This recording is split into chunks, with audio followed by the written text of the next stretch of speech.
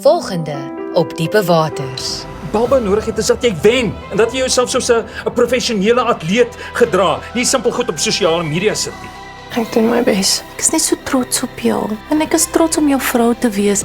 Wat 'n fout daarmee om dit met die wêreld te wil deel. Klote, dis nie Gary nie.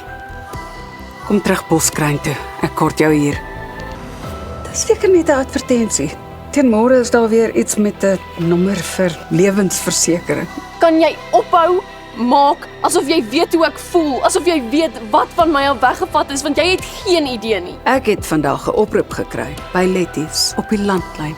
Hulle het geweet waar ek was. Iemand volg my. Ons is pas getroud, so hulle is veronderstel om 'n gelukkige tyd te wees. Dis reg, ek is nie gelukkig nie. Daar's baie pyn daar buite. Kan jy ophou om dit te sê? Dis die waarheid. Arno, my lyf voel nie meer soos my lyf nie en ek haat dit. Is jy reg vir ons 'n groot reveal? Kom ons kry dit oor en verby. Maar jy weet jy gaan vir jou oupa moet sê.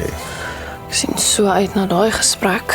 Ek soek die memory card met al die foto's. Stuur dit na my kantoor toe. En as ek nie wil nie. Jy's nie so taaf so dat hy kwas van jou nie. Ek word ook bedreig. Hierdie is die grootste threat wat jy tot nou toe gefees het. As ek uit hierdie gat uit moet haal, wil ek seker wees jy is bereid om mooi vir my te sorg.